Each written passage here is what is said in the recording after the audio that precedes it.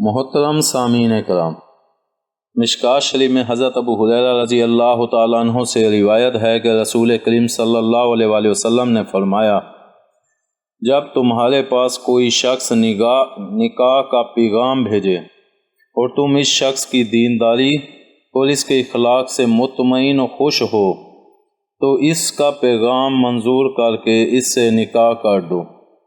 اگر ایسا نہ کرو گے تو زمین پر فتنہ اور بڑا فساد برپا ہو جائے گا۔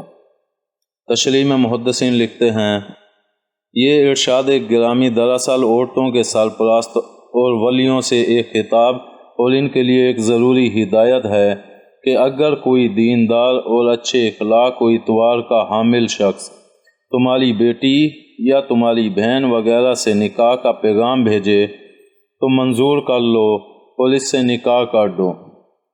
اگر ایسا نہ کرو گے بلکہ ایسے شخص کے پیغام کو نظر انداز کر کے کسی مالدار یا ثروت دار شخص کے پیغام کی انتظار میں رہو گے جیسا کہ اکثر دینداروں کی عادت ہے تو اس کا نتیجہ یہ ہوگا کہ اکثر عورتیں بغیر خامند کے بیٹھی رہ جائیں گی اور اکثر مرد بغیر بیوی کے پڑے رہیں گے۔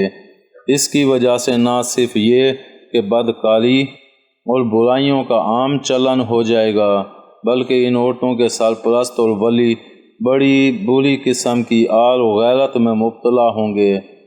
پھر جو لوگ ان کو آر و غیرت دلائیں گے وہ ان سے لڑنے جھگڑنے لگیں گے۔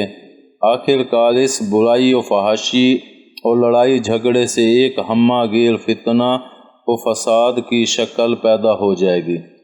طیبی رحمۃ اللہ علیہ کہتے ہیں کہ ایک طرح سے یہ حدیث حضرت امام مالک رحمۃ اللہ علیہ کی دلیل ہے جو یہ کہتے ہیں کہ کفایت زوجین میں سے ایک دوسرے کا کفو ہونے کا لحاظ صرف دین کے وصف میں کیا جائے۔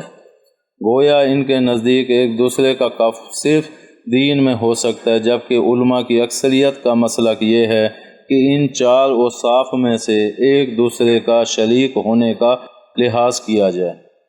ایک دین، حریت، نسب، پیشہ۔ چنانچہ کسی مسلمان عورت کا نکاح کافر سے نہ کیا جائے، نہ کسی غیر معلوم النسب سے کیا جائے، اور کسی سوداگر یا اچھے پیشے والے کی بیٹی کا نکاح کسی حرام یا مکروہ پیشے والے سے نہ کیا جائے۔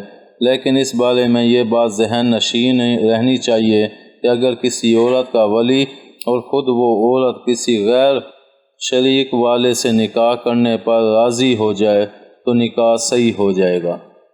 امید ہے آپ کو ہماری یہ ویڈیو پسند آئی ہوگی۔ پسند آنے کی صورت میں لائک کریں، کمنٹ کریں اور شیئر کرنا مت بھولیں۔ ملتے ہیں اگلی ویڈیو تک۔ اللہ حافظ۔